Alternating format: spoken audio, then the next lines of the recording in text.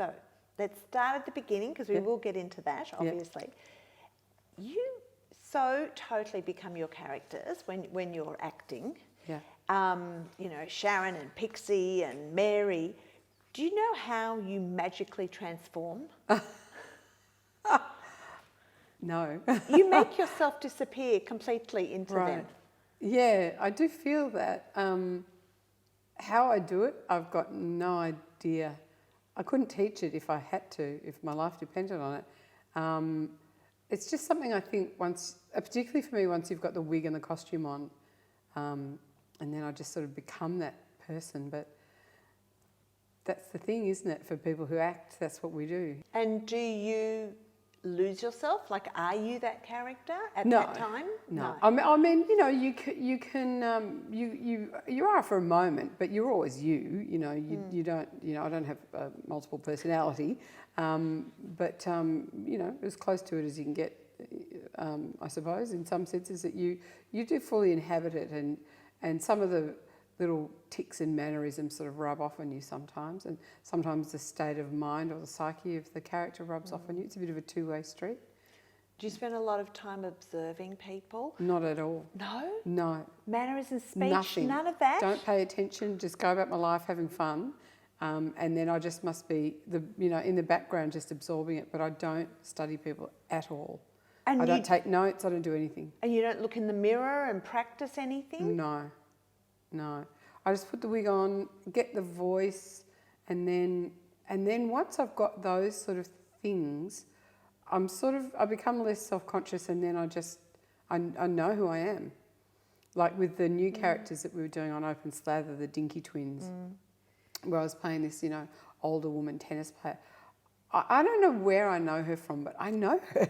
I know her, but I've never met her, but I know her. It's weird. I don't know how it works. But then that's creativity and the beauty of it. That the imagination?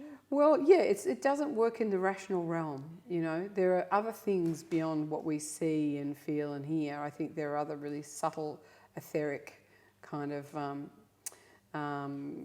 aspects to life that if you finally tune to it, you can pick them up. And who's your favourite character to play so far? There are a few. Okay. I mean, I've really enjoyed all of them. I love novelty, I love doing new things, and that's why every year when we did Fast Forward, instead of just pulling out the same characters, I would always bring new characters, because I love that. Sharon is obviously much beloved.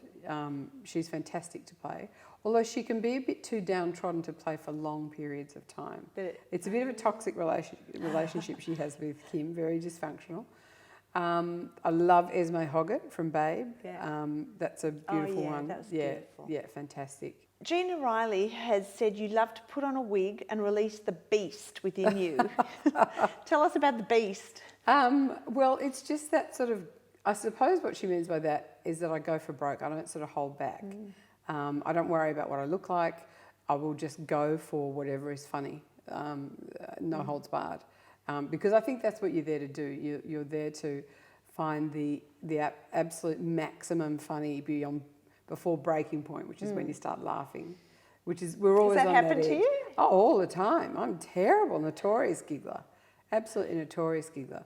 And I think you kind of got to be on that edge to really bring the magic. To get it to a level. Yeah.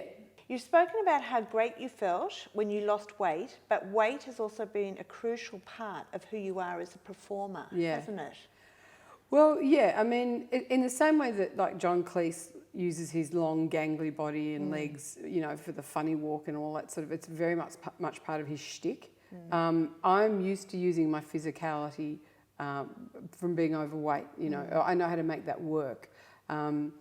And when you lose weight, it does feel very different. You're using a different instrument, as it were, because your body really is your instrument. I know that sounds very wanky, but it actually is when you're a performer, and suddenly you've gone from big bass fiddle to a viola. So it's a really different experience in your body. What kind of pressure is there when you take on something like that? It's a lot of pressure, Yeah. but it's also, there's a lot of support. You know, it's kind of a bit of both, and that pressure in some ways is an incentive too. And I don't regret it in any way, because it gave me the first experience in a long while of what it was like to be leaner and fit. So that gives me a sort of goal to aim for. So, you know, it was a great experience. It was tricky in some ways, but your life as a celebrity is tricky anyway. You know, and actually, all of life is tricky for everyone. So, you know, there's no free rides. Now, we're always hearing about the tears of the clown. Yeah. What about you? Judging by the book, there's quite a lot of Yeah. darkness, isn't there? There is. I say this, risking the possibility of getting life insurance. Oh, please. You know, I'm two things. I mean, well, in many ways, I'm like a shy show-off, an introverted extrovert, or an intra-extrovert or whatever.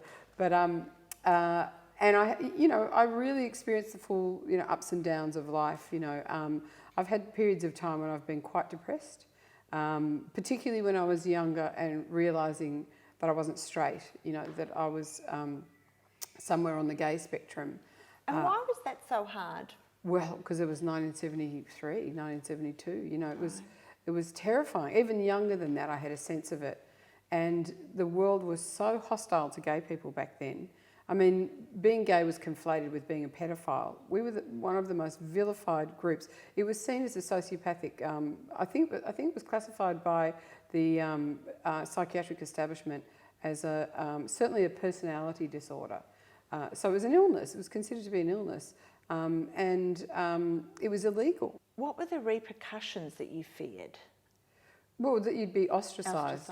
You know, But you felt people would reject ostracised you. anyway, Well, didn't you? you kind of can't win. You kind of Yeah. you feel like you're living inside a shell or a glass bubble or something where you can't be your real self for fear that people will reject you. It's a really horrible feeling. What would you say to young people today who possibly going through, I mean, they'll be going through a different thing now, do you think? Yeah, Or, I just want the world to create a space for young people where they can find their real sexuality without pressure from anyone, whatever that sexuality or gender, that sort of plays into it as well.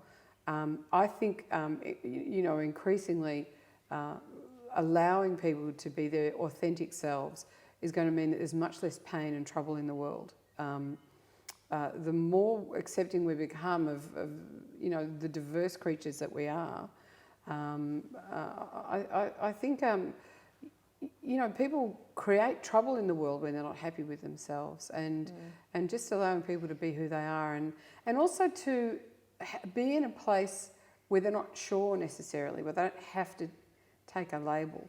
You know, I think we're becoming more sophisticated about that, where people are allowed to just be in a questioning place. you, at the Mardi Gras, you had a T-shirt with a slogan, "If there was a tablet that cured gayness, I wouldn't take it." Yeah. Have there been times where you would have taken it? Oh, absolutely. If it existed? Totally. When I was younger, I used to pray to be straight. I used to pray. I was beside myself.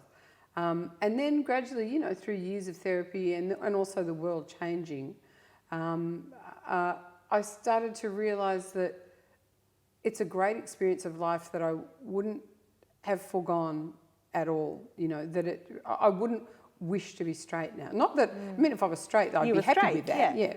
But I don't feel I need to be anything other than what I am.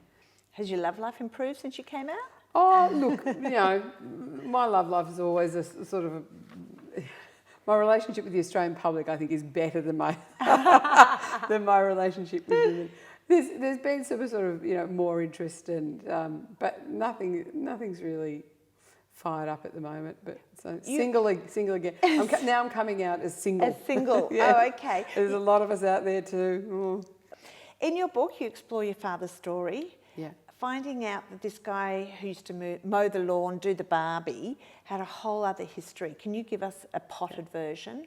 Well, basically, during the war in Poland, my father fought for the resistance, and he was recruited at the age of 19 to be a top secret counterintelligence assassin. And his job, along with the rest of his unit, was to execute Polish traitors. His family, my entire family, were involved in hiding Jewish people as well. So it was very brave work, but full on. How old were you when you found that out? Look, I would have been probably late teens when I said to him, "What did you do?" And he sort of laughed it off and said I was an assassin. And you know how it is when you're that age. You're kind of listening but not listening. You're taking it all in, but you're not taking it terribly seriously, and you're preoccupied with other things. Although I knew that this was something pretty serious. And how did it affect the way you saw him? Look, it changed over time. You know, there was a kind of I had enormous respect for him. I had great respect for my father's courage and his principles. He was a very principled man, and he didn't care what anyone thought of him. You know, he was really his own man, and I really admired that. He was very, very strong character. You know, and I think you know the great thing about having written this book, because my father died in 2006, is that it sort of has kept the relationship going, you know, in a way, and I feel like my understanding and respect for him has really grown. You had 2 love-hate relationships, one with your father and one with food. Were they connected? Totally. How? Oh, no, I didn't. I wouldn't say there were moments when I hated my father, but who hasn't hated their father at times? I wouldn't say I had a love-hate relationship with my father. I loved him very much. I understood him, you know. Increasingly I understood him more, or I got, when I was younger I didn't understand some of the difficult things and it used to drive me crazy, but I never didn't love him. His mother was very overweight, his father was overweight as well, his sister was a svelte beauty, and my father was a little tubby, you know, sort of Billy Bunter-esque kind of character when he was a kid. So when I started to fill out a bit, when I hit puberty, he kind of panicked and tried to impart to me what he thought was the right thing to do, and he told me to not eat, which, you know, probably, God bless him, would have been one of the worst things he could have said, you know. But who knows? I mean, whether or not it's genetic and that's been passed down. Well, that's part of it. You believe everyone has a different purpose in life. What's yours? I think in some ways it's to bring happiness to people. This woman came up to me the other day when I was in Tasmania, and she said, I was in a plane crash, a single-engine plane crash into a mountain. I survived it, and she said I went through some very dark times after that, and your comedy really got me through, you know. And if there's anything I can do to sort of help heal or make happy someone, I love that. I think that's part of maybe why I'm here. But also I have an ability for creating characters and stories that I think help shed light on how we operate as human beings, and I think it's my responsibility to share that.